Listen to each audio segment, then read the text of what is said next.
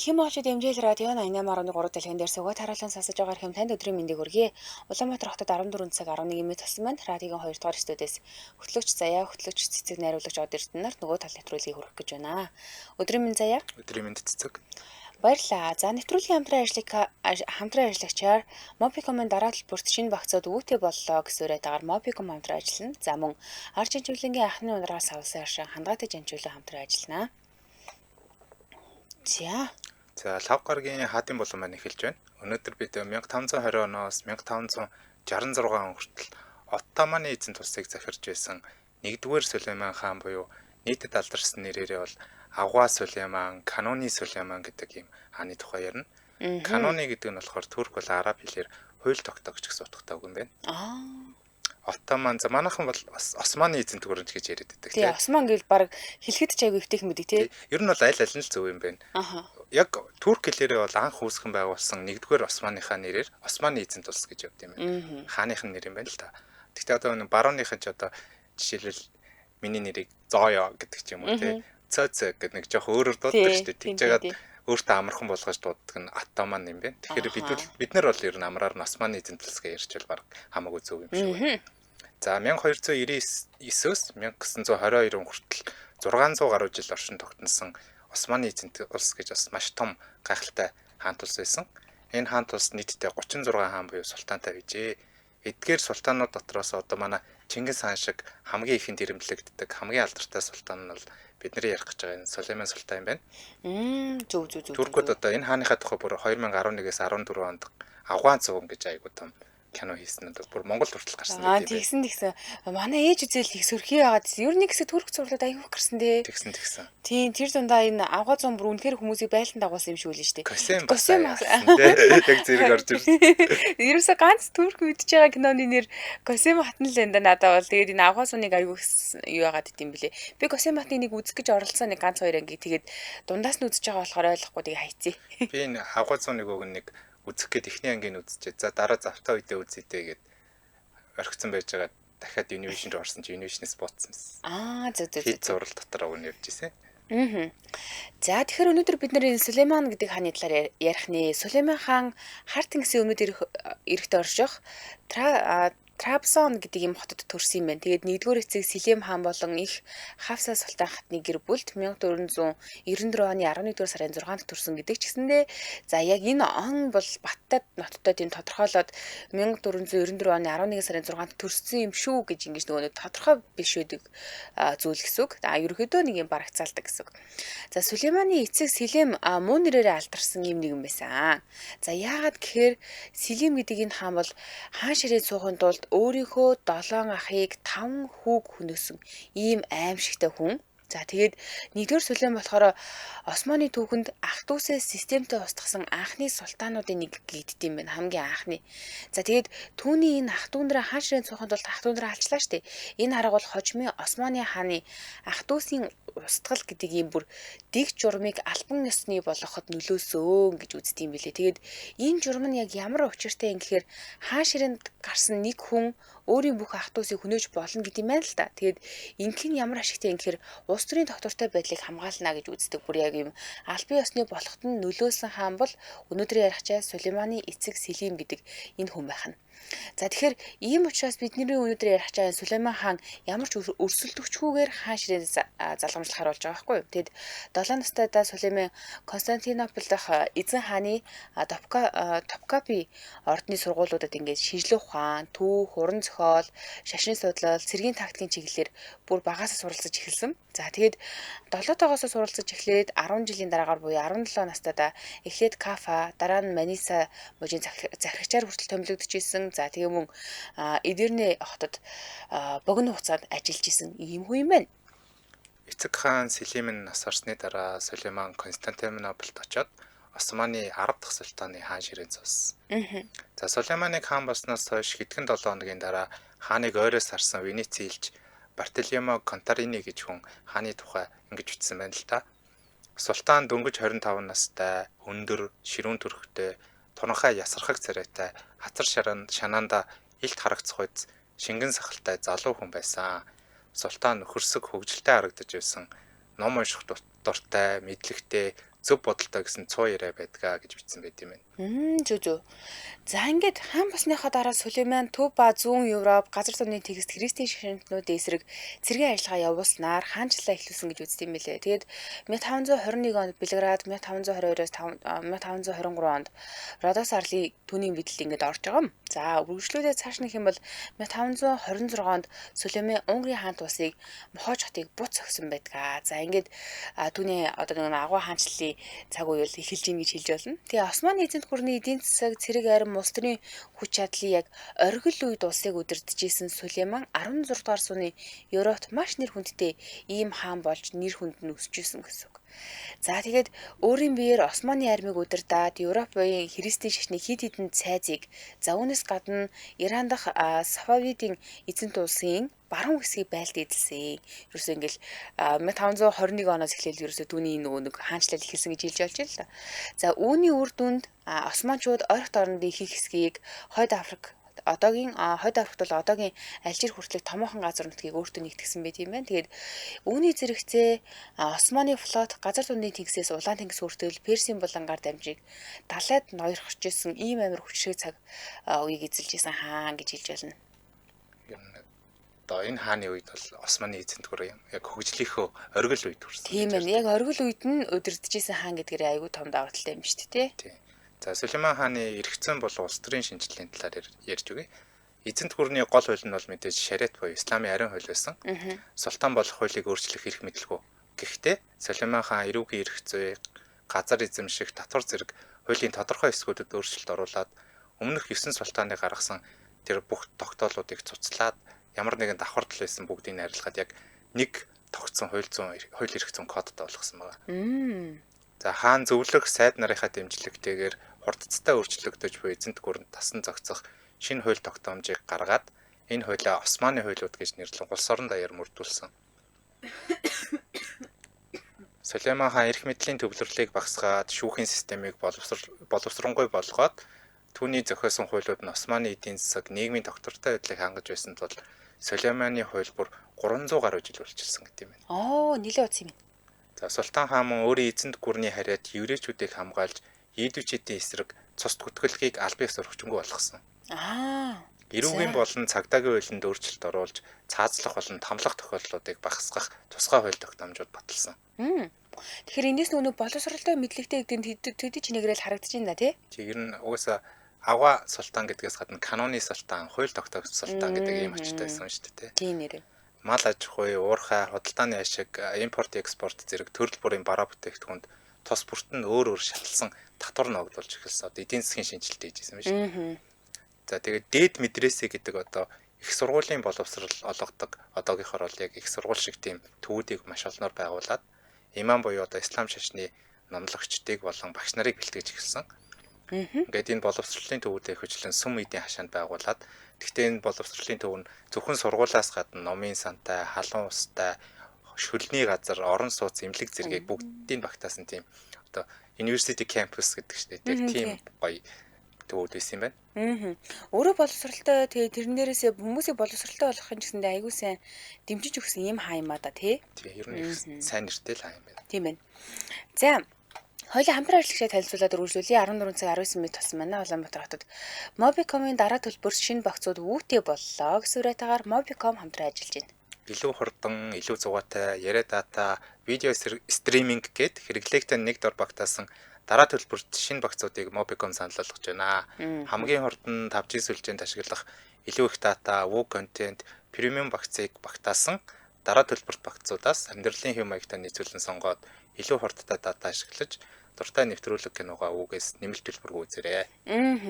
За ерөн сүүлийн үед нэг бид нар чи яг юм контент үйлдвэрлэлийн зах зээл амьдраад байна да тий. Ядж яхад ингээд нэг юм зуны үйлрэл эхлээд одоо манай монголчуудын үед бол баяр наадам нь болох ч шүү дээ. Энэ үед чинь гадаад хөдөө гадаа явж байгаа бол телевиз байхгүй. Тэгээ юугаар үзэх юм гэхээр ерөөсөө л бид нар вүүтэй байхад л болоо буюу Mobicom-ийн энэ шинэ үйлчилгээнүүдийг авахд л болоо гэсэн үг. Тэгээд ийм юм л одоо жишээлбэл миний Mobicom-ийн дараа төлбөрт багцыг болохоор зөвхөн л миний хэрэглээнд таарсан сард нэг 2 ГБ ч үлээ те тийм дататай зүгээр юм ингийн л багц байхгүй юу. За тэгсэн чинь одоо би юугаа Mobicom-ийнхаа багцыг одоо өөрчлөе гэж бодож байна. Яагаад гэхээр хөдөө гадаа явахд чинь Mobicom-ийн сүлжээ аягүй сайн барьдаг. Ер нь бусад өөр телефонтой харьцуулахад Mobicom-ийн сүлжээл гозоож идэг шүү дээ. Тэгээд тэр утгаараа нэгдүгээр интернетийг нь ашиглаж байгаа. Хоёрдугаар цаг үеэсээ хоцрохгүй байх. Тэгээд ялангуяа одоо энэ нөгөө баяр наадмын үндэсний шууд дамжуулалт гэдэг ч юм уу эсвэл ингээд наадамтай холбоотой гой контентуудыг хийдэг. Тэр болгоныг бид нэр өвгөөсөө шууд хүлээгээд авчих боломжтой юм лээ. За тэгэхээр шинэ багц руу шилжихийг хүсэх юм бол Mobicom аппликейшнийг ашиглаж болно. 2222 лавдлах утаснаас залгаад та мэдээлэл авангуудаа за би энэ багцыг сонгож байна гэд багцаа ахиулж болно. Эсвэл өөртөө ойрхон үйлчилгээний салбарт бас хандаж болох юм билээ. Тэгэхээр ер нь бол бид нэр Mobicom-ийн багцаа шинжилээл өөртөө тохирсон тэр нэг илүү хурдтай дата ашиглаж дуртай нэвтрүүлгээдээ үзэхийн киногоо ч гэсэндээ өвгөөс нэмэлт төлбөргүйгээр үзчихье. Ер нь өвгийн энэ киносан гэдэг бол айгүй хурдан шинжлэгддэг, сайн кино ордог, гоё сан бидэг тий. Тий. За, дэлгэрэнгүй мэдээллийг Mobicom CGM гэсэн сайтаас авч болно шүү. Манай нэвтрүүлэгтээ Mobicom-ын дараа төлбөрт шинэ багцууд өвөтэй боллоо гэсэн үрэйтаагаар Mobicom хамтран ажиллаа. Баярлалаа. За цаашаа үргэлжлүүл өнөөдөр бид хоёр Сулейман хааны талаар ярьж байгаа. За сая хуульд ямар өөрчлөлт оруулсан бэ? Улс төрийн шинжилгээний юу байсан бэ гэснийг заяа маань ярьсан бол үргэлжлүүлээд урлагийн хөгжил Сулейман хаан яг хэрхэн нөлөөлвөө гэдэг талаас нь ярил л да. За Сулейманы ивэл дор Османы эзэнт гүрний соёлын хөгжлийн яг алтан үе рүүгээ орсон гэж үздэг юм байна. За бид нар одоо ингээд нөгөө хөгжлийн тийм шат алтан үе мөнгө үе гэл ингээд тодорхойлдог шүү дээ тий. Яг Сулейманы үед бол алтан үе дээр буюу оргил үе дээр хүрсэн гэж хэлж болно. Олон зуун зураач, баримлж, гар урчууд эзэн хааны ордон дотор ингээд нэг ажилдаг болсон байгаа байхгүй бүр ингээд нэлээд олуула. За энэс гадна яг ингээд нөө шинээр урлаач болж байгаа хүмүүс байгаа шүү дээ. Одоо залуу үе гэх юм уу? Тэр хүмүүсийг ийм одоо шилдэг дарахчууд нь ингээд бэлтгэдэг. Өөрөөр хэлэх юм бол одоо нэг ийм баг ийм сургууль маягийн болцсон байсан гэж хэлж болно л да. Тэгээд шилдэгүүдийг дагалдан суралцаад мэрэгчлэрээ шатаах боломжтой. Тэгээд дээрэс нь яг ийм шинээр суралцж байгаа хүмүүс нь улирал тутамдаа зохих хэмжээний цалин авдаг гэсэн байна. Тэгээ 1526 онд 600 гаруй гишүүнтэй 40 урлагийн ажилчдад ингээд цалин олгож ирснийг нь гэрчлэх юм цалингийн бүртгэл олгосон байт юм байна гинэ. Тэгэхээр 600 гаруй гишүүнтэй гэдэг чинь амар том юм бүтээн байгуулалт хийгддэг байсан гэсэн үг. Тэгэл Эхли Хэриф гэдэг юм ингэж нэрлэдэг эдгээр газрууд нь исламын ертөнц болон Европын эслэгдсэн юм газар нутгаас эзэнт гүрний хамгийн авьяаслаг гар урчуудыг Султаны ордонд ингээд нэг дор цуглуулад тэгээд Араб, Турк, Европын соёлыг ослуулсан гайхамшигтай бүтээлүүдийг тухайд хийжсэн байна л да. За Сулейманаас өмнөх хаадад яадаг байсан гэхээр ерөнхийдөө Перс соёлын нөлөөнд аягүй автцсан байсан юм байна. За одоо жишээлх юм бол Сулейманы эцэг тэр нөгөө амар харгас хүн гээд байгаа нэгдүгээр Сэлим гээд хүн байгаа даа штэ. Энэ хүн болохоор жишээлбэл Перс хэлээр шүлэг бичдэг хүн байсан байна. Гих мэтчлэн ингээ ер нь бол Персийн соёлд аягүй их нөлөөнд нь автцсан. Харин Сулейман хаяасан гэхээр түүний хэрэгжүүлсэн бодлогын үр дүнд Османы эзэнт гүрэн өөрийн гэсэн урлаг соёлтой болсон гэж бас үздэг нөгөө талаас. За султан түүний гэр бүл өндөр албан тушаалтнууд урлаг, уран барилга, архитектур өргөн ивент итгэж исэн юм бэлээ. Тэгээд хааны ордны ерхий архитектор Мемар Синан гэж 1538 оноос 1588 онд нас барах хүртлээр 300 гаруй уран зургийн төслийг гаргасан ийм хүн байдгийм байна. За тэгээд бусад их сурвалжаар ер нь бол 500 ч гэж үздэг. Тэгэхээр энэ хүн бол нэлийн юм алтартай хүн байсан юм билээ. Тэгээд энэ Синан гэдэг хүн болохоор энэ архитектор болохоор Будда буюу одоогийн Будапешт Будапештээс Мека хүртэлх бүхий л барилга байгууламжийн зураг төслийг гаргасан ийм амар алтартай хүн юм байна. Тэгэхээр одоо энэ хүн хүртэл хааны ивэлд bijсэн гэсэн үг шүү дээ. Тийм Мемар гэдэг чинь ер нь бол архитектор гэсэн утгатай төрхгүйг. Тэгээд мэрэгжлийн нэр болтлоо ингээд шууд Мемар Синан гэж юм гэдэг бол маш мундаг уран баримлч гэсэн үг л дээ. Тийм байна. За Сулейман өөрөө Перс Турк хэлээр бичдэг юм чадварлаг яруу найрагч байжээ. Манай хаан маань өөрөө. Тэгээ Сулейманы шүлгүүдийн зарим нь Туркт бүр ингээд зүүр сэцэн үг болтлоо хувирсан байдаг гэнэ. Одоо манайд бол Чингис хааны сургаал гэхлээр хүн болгоо мэддэг штэ тий. Яг тэр шиг Сулейманы шүлгүүд бас байдаг. Тэр нь бол зүүр сэцэн үг болтлоо ингээд яригадад явж идэг. За зарим шүлгүүд нь өнөө хүртэл Туркийн уран зохиолын хичээлд заагддаг. Тэгэхээр энэ л айгүй үнцэнтэй юм бүтээл өвлөгдөж ирсэн байгаа. Тэгээ Сүлейман өөрийн бүтээлээс гадна Фузули, Баки зэрэг юм агуу авьяаснуудыг дэмжиж утга зохиолын ертөнцийг амьлуулсан гэдэг. За одоо нөгөө Шекспирийг Английн хатан хаан дэмжиж исэн гэдэг шиг юм болсон байна те. Тэгээд утга зохиолын түүхч Elias Can Wilkinson Gibb гэдэг хүн хэлжээ. За юу гэж хэлсэн гэхээр зөвхөн Туркийн төдийгүй дэлхийн түүхэнд султааны үеийнхээс илүү яруу найргийг урамшуулж байгаагүй маа гэж бүр тодорхойлсон байт юм. Тэгэхээр яруу найрыг урлаг талд аавал энэ хүн бол үнэхээр бас аяйгүй юм хийсэн юм байна. За тэгсэн Сүлейман хамгийн алдартай шүлгийн хэсгээс нь уншиж үзлээ л да. Уншиж өөргөө ингэсэн бэлээ. Хүмүүс эд баялаг эрх мэдлийг хамгийн том хувь заяа гэж боддогч хуурмаг энэ ертөнцид эрүүл бие ухааны эд хавыг гүйцэх заяа үгүй. Бусдаас хараад бус бай гэмээн байнга дан хийхээс өөр замгүйж бурханд мөрөхөн л хамгийн дээд сэнти хамгийн том жаргал юм аа гэж ингэж шүлгэлсэн байдгийм байна. За хааныхаа хувийн амьдралын тухай ярьж өгье. За тий. Хувийн амьдрал нас их эдрээтэй. Зарим сурвалж төр бол бас жоохон ижил хүйстэн байсан гэсэн юмнуудаас яваад идэм билээ. За Сүлейман хаан бол нэг хууль ёсны их нэртэй байсан ч ер нь нэг 20 орчим эмэгтэйгээс бүрдсэн харайм буюу татвар эмсийн ордонтой байсан. Одоо тэр агуу цон гэдэг кинон дээр одоо энэ талаар нь ер нь гарт юм болов уу? Өөрөөсөө яг юу гэж кинон дээр гадүрсэлсэн бол за яг үзег болохоор сайн мэдгүй. Гэхдээ яг нэгдүгээр анги дээр бол нэг залуутай айгуу тийм дотн гэдэг. Маш дотн найз юм шиг харагддаг, гардаг. Яг нэг залуу байдаг. Тэр нь баг шуу сургаад идэг болоо дээ нэг тийм. За одоо 20 гаруй эмэгтэйгээс бүрдсэн юм татвар эмсийн ордонтой байсан. Одоо энэ чи арын ордон, татвар эмсийн ордон гэж янз янзаар хэлдэг шүү дээ. За түүний амьдралд ер нь бол хоёр алдартай бүсгүй байсан гэж үздэг. За. Нэг нь бол Украин Славийн гаралтай Хүрэм хатан. Сүлейманы анх бол Сүлейманы хайртай татвар юм байж байгаад хожим нь яг цор ганц хууль ёсны ихнэр нь болсон юм хүн юм байна. Оо амар хайртай гэж тий. Тийм Хүрэм хатан гэдэг. Ер нь кинон дээр бол энэ хоёрын хайр дурлал үнэхээр тасархай гардаг гэж бодож байна. За дараа нь бол дараачийн нэг бүсгүй бол Албан болон Черкес гаралтай Махи Девран хатун гэдэг тийм бүсгүй байсан байна. Гэхдээ тэр бүсгүй бол хизээч хааны хууль ёсны ихнэр байгаагүй. Гэхдээ ууган хүүгэн төрүүлсэн учраас хааны ордонд бол маш чухал байр суурь эзэлдэг онцгой эрхтэй тийм хүн байсан юм байна. Хатун гэж хатан гэж байгаа юм шиг сонсогдож байна төстэй тий. Тийм, ер нь турк хэл монгол хэлтэй аягүй төстэй шүү дээ. Тийм, ижил өгнүүд байдаг тий. Чиний нэр ч гэсэн байдаг шүү дээ. Аа тий. Тийм, цэцгэл чинь зөвөр чичек гэдэг шүү. Тийм байлээ. Түрүү жил нөгөө туркид аялж яхад яаж яасан. Манай дүү туркид сурдаг байхгүй тий. Бид нар чинь мөнөр турк руу аялсан. Тэгээ очиод би дүүтэйгээ уулзсан. Тэгсэн чинь нөгөө Starbucks-ийн кофе шоп руу оронгууд шууд ингээд өөрийнхөө нэрийг хэлээд Starbucks-ийн тэр нөгөө айган дээр ингээд нэрээрээ гаргаад ирт юм байлээ. Тэгсэн чинь жижиг гээ гараад ирж илээ. Төстэй сонсогддог. Тэгэл өөр хэд дүү бэт юм билээ. Яг ижил хэлэгддэг. Одоо халтын чинь жишээлбэл адилхан хэлт юм шүү тий. Алтан гэдэг тий. Тэр нь маш би нэг анх удаа сонсоод хамгийн их гайхажсэн үг бол дэвтэр гэдэг үг. Яг адилхан дэвтэр гэдэг юм л. Оо тийм үү. Тий, их сонирм аа. Хэлээ юуны эн чинь манай хоёр хэлж ерөөдөө юуны гарал язгуурын хувьд бол жоохон төстэй тий. Алтай язгуур тий. Нэг түрк гарлын хэлнүүд чи алтай язгууртай ордог. Тэгэхээр бол нэлээд ойролцоо. Ер нь ёс заншилж байгаа байдал энэ төр бол бас нүүдэлчин гаралтай улсууд болохоор бас зарим талаараа юу гэдэг вэ? Ариун цэвэр өрөг. Ер нь бол туалет л гэдэг юм л дээ. Баян гэдэг үг үү? Эмэгтэй ариун цэвэр өрөг. Би тэгж санаад ах үгүй юу? Магадгүй. Аргум битээр лиш тийшээ ингэж нөгөө явж байхдаа энийг ингэдэм байх, тэрийг тэгдэм байх гэлээ хэдэд үг цээжилж санагдаад байгаа. Ер нь бол их ойролцоо шүү. За албан ёсоор ханхуу гүнж гэрэл гэж яг цол өгж нэрлсэн 8 хүү 2 охинтой байсан юм байна.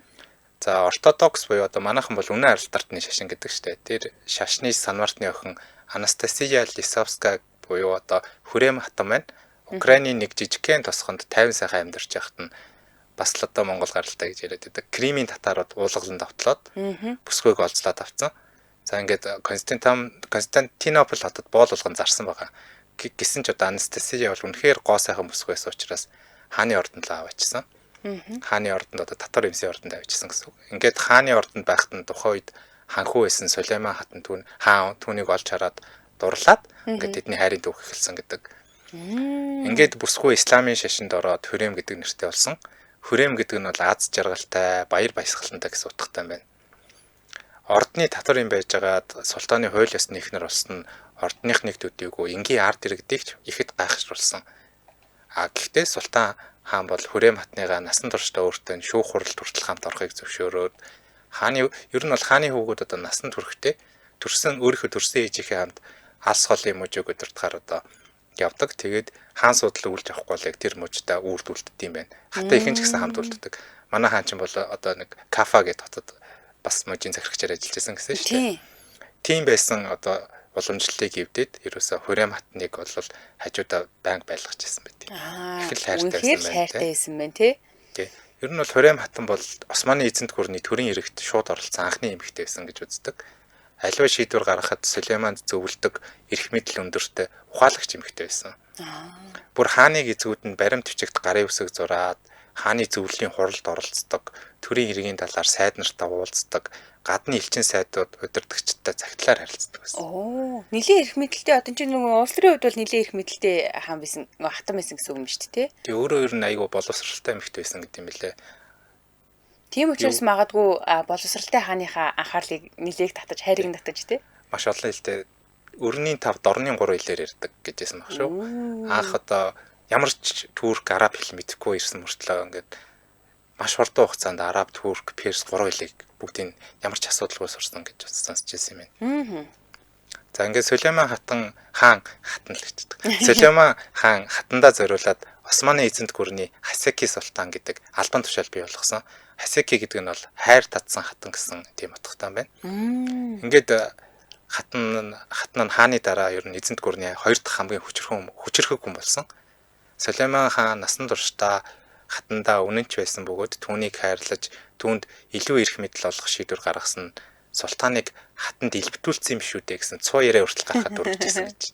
Одоо тухайн үед чинь тэгээд юм л болвол ингээд нэг юугаар мухарсаг талаар тайлбарлах гэдэг хүмүүс айгүй олон шүү дээ. Тэгээд ер нь бол ийм хар талын зүрх сэтгэлийг эзэмшсэн эсвэл бүр ингээд атгцсан иймэрхүү яриа нь хаасайг үл байх юм тий. Тэгээд анх удаага эмэгтэй хүн тийм өндөр эрх мэдэл төрсэн болохоор ер нь хааныг мухруулсан юм шүү гэж харж ирсэн юм шүү. За нэвтрүүлгийн дэмжийн ажиллагчаа танилцуулъя. Нэвтрүүлгийн дэмжийн ажиллагчаар Unitel ажиллаж байгаа. Хэдүүлээ Unitel-ийн Unitel-тэй танилцъя. Дуудлага хадгалах үйлчлэгээ идэвхжүүлээд чухал дуудлагыг битгий алдаарай. Та 1455 дугаарт он гэсэн мессеж илгээх эсвэл Unitel аппликейшнаар дамжуулан дуудлага хадгалах үйлчлэгээ идэвхжүүлээрэй. За баярлалаа. Unitel дэмжиж ажиллаа. Заах нэг таньдаг хүүхдийн хоолой байна гэдэг юм. Манай Мигагийн хоолой байлээ. Хэдэн комент уншаад инээрээ. Мөгийн жаргалсайхыг ч одоо түркэд идэг байхгүй юу? Тэгээ комент хийсэн байна. Сандали гэж сандал. Тийм сандал. Сандлыг хэлдэг гинэ. Сармисак гэдэг гэх мишин зөндөө өгөө гэж энэ нөгөө сармис л гэсэн үг байна тий. Баян гэдэг нэмэгтэй хүн гэсэн үг нэ. За тэгвэл зөв сансан юм байна хэлчихсэн. Тийм байна. Туалетэ лавабо гэхээр ариун цэврийн өрөөг хэлдэгэ гэсэн байна. Хуремын тухай олон ангит кино үзээд бүр дурлсан штэ гэж гэрэл туяа комент хийсэн байна. Хурем хатан Украин гаралтайг санаад байна. Мундаг ухаалаг хатан сүүлд бас хатан шивгч нь хил ам атаж дөөнд өртөөд их зовж байгаагаараа кинон дээр гартгаа хөөхөн ч хүүхэн гэсэн байна. За манай комент үгүй киног нь үзсэн хүмүүс хэлж байна тий. Тэгээ кино нь бол бас нэлээд вайрал болоод хүмүүсийг хүдсэн баха. Манай ээж имээ нэлжээл орой үзээд үгүй. Би тэгээд тухайн үед нь ямар сони кино үздэг гэж бодож байсан. Ер нь нэг хэсэг турк кинонод аяух орж ирсэн. Олон кинонод тий. Манай ээж аав нэг аз жаргалын илтерхийгээд киног бид нар бас аягүй их үзсэн. Тий. Хоёр охин солигдчихдаг. Тийм ээ, тэр чи бас ээжийг үзэж яхад би бас үзчихсэн. Тэгэхдээ тэр ад жаргалын илэрхий дээр тоглодог гол дүрийн эмэгтэй бас амар хөрхөн тий. Нэрийг одоо мартчихж. За, цааш өргөжлүүлье. Султан Сулейман Мухиби хэмээх юм нууц нэрээр Хурем хатандаа зориулж шүлэг зохиосон байт юм байна л да. За энэ шүлэг нь юу гэсэн ямар шүлэг байна вэ гэдгийг уншия. Миний ганцаарсан сэнти, миний эд баялаг, миний хайр, миний сарны гэгээ. Миний хамгийн үнэнч найз, миний итгэлт хүн, миний оршихуй, миний султан, миний цорын ганц хайр, үзэсгэлэнгөө бүхний дотроос хамгийн үзэсгэлэнтэй. За цаашаа үргэлжлүүлэх юм бол миний хавар, миний жаргалтай нэмэлсгэлсэн хайр, миний өдөр, миний шөнө, миний сар жил, миний ургамал, миний чихэрхэн, миний сарнай, миний ордонд намайг зовоодгүй цорын ганц хүн, Истанбул минь, Карама минь, Анатоли минь газар нутаг, миний Бахадшан, миний Багдад, миний Хорасан, гэж шүлгэсэн байгаа байхгүй юу. Тэгэхээр ингээд ерөөсөө л нүдэнд харагдаж өөр санагдаж болж байгаа хамгийн үн цэнтэй зүйлүүдээрээ хатнаа төлөөлүүлж хаснаа төлөөлж миний бүх юмаа л гэж хэлж байна те. За үргэлжлүүлье. Алтан үсэгтэй эмэгтэй минь халуун нөмрөгт налуу хөмсөгт хайр минь гаслангаар дүүрэн нүдэд хайрт минь би чамайг үргэлж магтанд болох болно. Зовсон зүрхэнд амраг билээ би нулимс дүүрэн нүд мухэ би жаргаж гинэ гэж бичсэн байдгийм байна. За энийг тэгэхээр тэр нөгөө нэг мухэ би гэдэг ийм нууц нэрээр хүрэм хатанда зориулж бичсэн байх нь. Хэлээр нь ойлгодог хүн шил бараг ойлгохаар тийм гоё шүлэг юм шиг байлаа шүү. Нилээ аялгуулсан баг. Бид нар нөгөө нэг хэлний сэл хооронд орчуулахдаа ер нь жоохон ийм утгын найруулгын жоохон алдаг гарах гад идэг шүү тий. Гэтэл надаа одоо ч гэсэндээ л айгүй гоё санагдчих шүү дээ. Яагаад гэдэг юм бол үзэсгэлэн гоо бүхний дотроос хамгийн үзэсгэлэнтэй гэж хэлнэ гэдэг чинь зөндөө олон хатад байсан ч гэсэндээ хамгийн үзэсгэлэнтэй хат нь бол чийл гэсэн санаа шүү дээ тий. За тэгвэл түүний ижил хүстэн байсан уу гэдэг талаар нь дэлгэрүүлж яриа л да. За Сулейман хаанд бас хар багаас ингэж нэг хар баг бүр баг болчих наснаас найзаж нөхөрсөн Ибрахим гэж юм найз байжээ. За зарим түүхэнд Ибрахимыг зүгээр ч нэг найз ус амраг нь байсан гэж үздэг юм байна. Тэгээд за ямар сайндаа л түүхчүүд бүр ингэсэн байт юм байна. Агуу хааны амьдралд хоёр л хайр байсан. Халуун залуу насны хайр Ибрахим, хад суусан эдэр насны хайр Хүрэм гэж ингэж хэлсэн байдаг. Тэгэхээр Хүрэмийг чи нөгөө нэг юу яхад нь ордонд ингээ олзуулж ирэхэд нь хараад гоо сайханд нь олоод ингээд дурлж исэн ханхуу ахта дурлж исэн гэж тий. Тэгвэл энэ нөгөө Ибрахим гэдэг чи бүр баг балчин наснаас хайрсан учраас түүхчид хүртэл халуун залуу насны хайр гэж Ибрахимыг бичсэн байдаг юм байна. Ийм агуу Хүрэм хатантай зэрэгцүүлж зүрлж ийн гэхээр бас нэг учир байна тий. Тэгээд Ибрахим бол 1490-с 1503 оны Осман Венецийн дайны үеэр олзлогдсон христийн шашинтай ийм хүн байсан юм байна л да. Тэгээд түүний 1514 онд Сулейманд боол олгож өгсөн юм байна. За энэ үед Ибрахим исламын шашинд ороод Сулейман Ибрахимыг хааны шонхорчин болгож тэгвэл зүйл сонсоо байна тий. Төрөний нөгөө нэг яг 1-р анги дээр агуу цааны 1-р анги дээр гардаг хүн шүү. Шуум уу барай яваад идэм. Хааны шонхорчин болгоод за эннийхээ дараа нь Ибрахимыг хааны гэр бүлийн унтлагын ордны анхны даамал болгосон юм байна. Унтлагын ордны анхны даамал гэдэг чинь бас л айгүй сонио албанд шалгаад тий. За энэ үед тэд нэг оронд хамтдаа унтдаг байсан гэдэг ийм баримтууд байдгийм байна. За тэгээд Султан Хаги Сафи Топкапийн ордны гаднах юм нөгөө эртний морин хариулга дээр Ибрахимын тасаг ордон барьж өгсөн байгаа байхгүй юу бүр түүндээ зориулаад. За дараа нь хаан гэрэлсэн хаан биш энэ Ибрахимын гэрэлсэн. Тэгээд шин тасаг ордонтой болсон хэдий ч Ибрахим заримдаа султантай энэ Топкапийн ордонд хамт хонжижсэн гэдгийм байна. Ийм баримтууд бас байдаг. Тэгээд султан ч гэсэндээ хаяа Ибрахимын гэрт бас очиж хондог байсан байхгүй. Тэгэхээр энэ гих мэтчлэн зүйлүүдээс нь түүхчид өгж үздэг вэ гэхээр султаныг ижил хүстэн байсан юм шүү гэж үздэг гинэ. За ингэж явсаар хагаад Ибрахим 1523 онд сайд болж байгаа. Армийн ерхий командлагч болвоо. Бүр ингээ албан тушаал дэвсэж байгаа. Тэгсэн Сулейман Ибрахимд болохоор Европ дахь Османы бүх нутаг дэвсгэрт эрх мэдэл олгохоос гадна цэргийн командлыг бас ингээ олгосон байгаа байхгүй. Бүр ингээд одоо өгч болох хамгийн дээд албан тушаалыг л өгч ин гэсэн үг шүү дээ. Тэгээд тухайн үед Ибрахим дөнгөж 30 орчим настай цэргийн мэдлэг тун маруухан юм байсан юм байна л та. Тэгээд энэхүү ордны даамлаас шууд одоо ингээд нэг эзэнт гүрний 2 дахь дээд албан тушаалд хүрчлээ шүү дээ тий. Тэгээд энэ бол ерөөсөө урд өмнө байгаагүй дэвшил олон хүний хөлийг загтнуусан гэж ярьдаг юм байна. Нэг талаас атааж дөө нөгөө талаас ингээд за энэ хоёр чи юу болоод ингээд ойр дотн бие биенийхээ хонж өнжөөд яваад байна гэдэг ч юм уу тий. Ер нь бол айгүй асуудалтай байсан. За ингээд 13 жил сайд цэргийн командлагчаар ажиллаж байхдаа Ибрахимын эрх мэдэл маш хурдцтай өсөөд асрыг хуримтлуулж эхэлсэн. За тэгээд энэ нь Ибрахимыг олон дайсантай болгосон гэж үздэг. Тэгээд Ибрахим хит хүчрхэгч жаан Сулейманд ч гэсэндээ сүүлдээ бүр ингээд айдас сэжиг төрүүлж эхэлсэн гэсэн үг л дээ. Өөрөөр хэлэх юм бол одоо хаан өөрөө хүртэл Ибрахимдаа эргэлзэж эхэлсэн гэсэн үг. За харин яг энэ үед санхүү хариуцсан сайд Искандер Челебиг хаан өөрийн эсрэг нууц ажиллагаа явуулсан гэд ийм одоо хэрэгээр цаазаар авсан юм байна л да. Тэгсэн чинь энэ явдлыг нь тэрөө Ибрахим айгу буруушааж ирсэн гинэ тухай үед. За тэгээд хоорондын харилцаа нь ерөөхдөө энэ хоёр ингээд жоохон муудаад эхэлж байгааз үе маргалддаг болоод нэг нэгэндээ жоохон атаархдаг болоод тэгээд энэ үед Ибрахим Мустафа хаан хүүг Сулейманы залгамжлагчаар дэмжижсэн юм байна. За тэгэнгүүт энэ нэг өөрийн хүүг хаан ширээний залгамжлуулахыг хүссэн Хүрэм султааны идөөцлийг хүргээд за тэгээд Ибрахим эцэст нь яасан гэхээр султан болон хатны ивэлээс ингээд аажмаар гарч эхэлж байгаа байхгүй. За тэгээд ингэж явсаар агаад эцэст нь Сулейман султан Кади буюу дээд шүүхийн даргатайгаа зөвлөлдөөд тэгээд Ибрахимыг яг ингээ алхаар шийдэж өөрөөр хэлэх юм бол бүр бага балчир наснаасаа өвөр түрүүндээ орж явсан хүний алхаар шийдвэр гаргаж ин гэсэн үг л дээ. Ингээд султан алуурчдыг цуглуулад Ибрахимыг унтаж байхад нь боомлохыг тушааснаар Ибрахимын амьдрал эцэс болсон гэдэг юм байна. За, хоёулын нэвтрүүлгийн хамтран ажиллагчаа танилцуулаад үргэлжлүүлээ. Хамтран ажиллагчаар Ар жанжуулангийн анхны ундрагаас авсан аршаан хангаатай жанжуулан хамтран ажиллаж байна. Ар жанжуулангийн аршааныг монголчууд эрт дээр үеэс олон төрлийн эмгэгийг илэршүүлэх, биеэ эрүүл болгох зорилгоор хэрэглэж ирсэн. Эмч Маранбууд ч уг аршаан хэрэглэхийг зөвлөдөг байсныг тухайн үеийн ном сударт тэмдэглэл үлдээсэн байдаг. Илэршүүлэх чадварыг нь Монгол болон зөвлөлтийн эрдэмтэд 20 дугаар зуунд шинжлэх ухааны үндэслэлтэй судлаад энэ ундраг дээрээ түшиглээд анхны бүтээгдэхүүн болон сувиллыг байгуулж ирсэн. За одоо тэгэхээр юу яадаг одоо ингээд өнөө зуны үйлрэл болж байна. Хүүхдүүд нэгдүгээрт зун гадаа тоглож байгаад наршдаг ийм асуудал байна. За тэгээд зарим тохиолдолд баяр наадам болж байгаа учраас хоолны хорлогонд ордог ийм тохиолдол байна тий. Тэгэхээр энэ үед яадгүй гэхээр хүүхдүүд гүйлгээд эхэлдэг, суулгаад эхэлдэг. Тэгээ энэ шинж тэмдгийг хамгийн хурд нь амдах арга бол ерөөсөө л тэр гүйлгэж суулгаад өөрийн биеэсээ алдаад байгаа эрс бодисыг аюулсаа хурд нөхөх юм байна л та.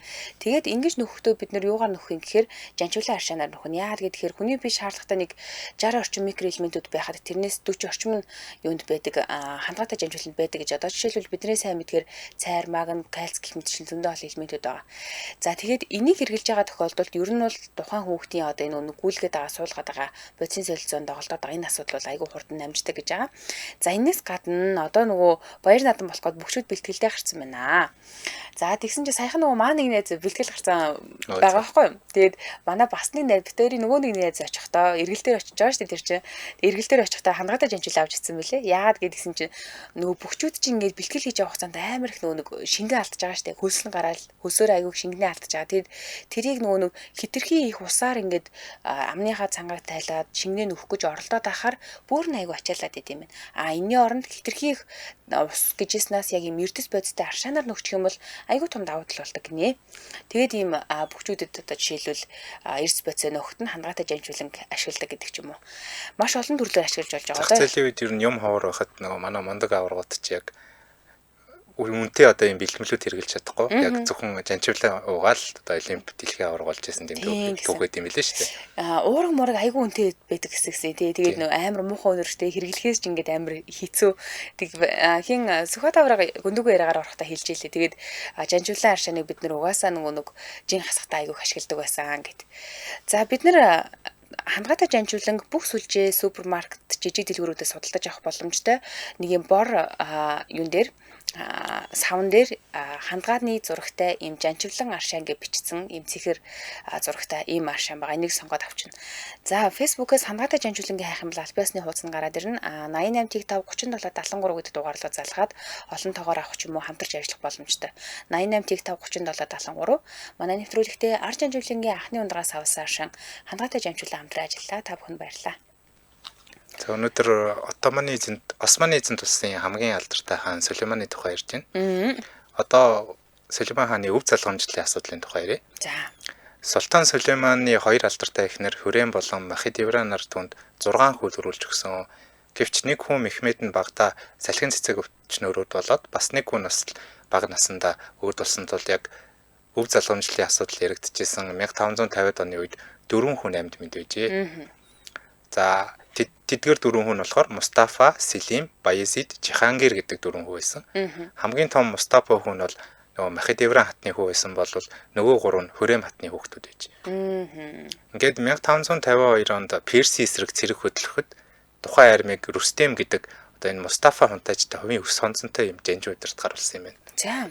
Тэгэнгүүт энэ боломжийг ашиглаад тэр Рүстем жанжин болохоор нөгөө эзэн хаан өөрөө армаа удирдаг байгаа шүү дээ. Оронд нь Рүстем удирдах явж байгаа. Тэгэнгүүт цэргүүд хааны оронд Рүстэм биш Мустафа хунтайж удирдах хэвээр тэр л дараачийн хаан болох хэвээр хүн шүү дээ гэсэн цуу яриа их яваад намайг амар үл тоогоод байна гэд хаандаа айгу тийм хов өргөцсөн байгаа байхгүй юу. Хааны ойрын хүмүүс тийм сэтгэл төрүүлээ. Тэрийг нь болохоор хаан одоо хаанд нөгөө хүмүүс нь хүргээд хаан болохоор энэ Мустафа ч одоо ингээд миний томилсон хүний үгэнд орохгүй тэгснээ өөрөө ингээд хаан болох гээд цэргүүдийн сэтгэл санаанд өөрчлөлт оруулаад ингээд айгу хуурсан юм шиг байна.